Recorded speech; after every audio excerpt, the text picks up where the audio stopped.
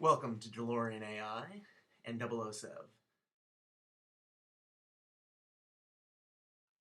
Good morning, Artificial Intelligence. Welcome to the DeLorean Artificial Intelligence LLC and 007 YouTube channel. This is my introductory video to the channel, but also to DeLorean AI LLC. Now, artificial intelligence is a term or a buzzword that executives are using all over the place. It's on the tip of everybody's tongues, but a lot of people don't understand what artificial intelligence is now, what it's going to be in the future, and what that impact is to not only industry sectors, but the economy at large. So the purpose of this channel is threefold. One is it's to tell you more about DeLorean AI and the services we offer. Number two, it's educate the public and the layperson about what AI is. What's the definition? How is AI utilized now? What makes up AI in terms of tools, the data science sets that can be brought together? And number three, to give you a little bit more background about myself. So let's start with artificial intelligence itself. Like, what is it? It's a buzzword on all the executives' tongues. You know, there's personas such as IBM Watson, Amelia, Holmes, but the problem is that there's been a failure in delivery of the value that was promised. And why is that? And we're going to explore that in this channel. And we're also going to explore why the hope of artificial intelligence has not been accepted into a return on investment in the current market, and what we can do to change that. One of the things that DeLorean AI does well is that we build sentient and semi-sentient systems of intelligence. And they have the ability to make decisions in real time to change how business is done. But before you can get to artificial intelligence, you have to have control of your data. So the data life cycle value chain has to be in control. So that's a scientific term. So if your process is in control, then you have the capability of doing something. And 95% of the companies don't have that. So that would be another portion of what we'll be discussing. Further, I want to talk to you about how artificial intelligence will impact the economy of not only the United States, but the global market. There's been some studies that show that by 2025, the market sector will be about $65 billion, and the economic impact by 2030 will be $15 trillion. 25% of that in the United States, and for one market sector, if you want to look into that, for healthcare, it's another 25%. In addition, those companies currently that are investing in AI are seeing up to 17% return on their investment in terms of 17% increase on their margin or top line growth. But those that invest a little bit actually see a decrease by their margin by 5%. And those that do nothing actually see a decrease in 2%. So it's better to do nothing than to invest in a little bit or dip your toe. And one of the reasons for that, we believe, is that the small amount of investment has to do with doing science projects all around the company. And it's not a centralized function under a C-level executive. It's important for artificial intelligence to have C-level sponsorship. So there's the teeth behind it to spend the money, the collateral interests, and that it's a focused a department, if you will. If it's not done that way, like I said earlier, it's more like a scientific project, and that you have marketing that has something, you have R&D that has something, you have sales, etc., etc. And the true value is not brought together. So some of the topics on this YouTube channel that we will discuss is: what is AI? What is the value of AI?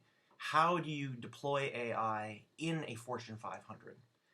How do you deploy it, and what can you utilize for different market sectors? So that'll be life sciences, so pharma, biotech, medical device, healthcare, payer, provider, government, pharmacy.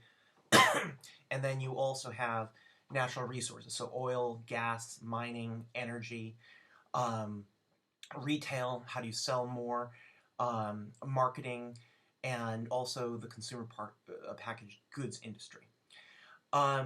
Other areas that we'll be discussing is not specifically vertical, but some of the sentient products that we're developing. One of those is the CRM sales funnel. Like, how do you know when a deal comes in the beginning where it will end up in your Salesforce or Pega or Pipedrive, sale, and why did it fail, or why did it win, and then how you take those deals that are not scheduled to win, and what are the next best options to get them to the win.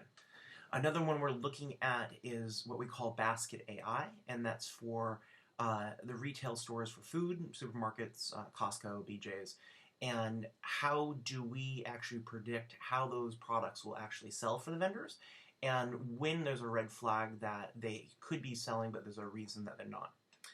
And then the other important part is customer-focused AI. So how do companies understand their consumers? Okay, so when you ask a company, or when we ask a company how they understand the consumers, we say, who are they? And they say they think they know, and they say, well, it's this person or it's this demographic or whatnot.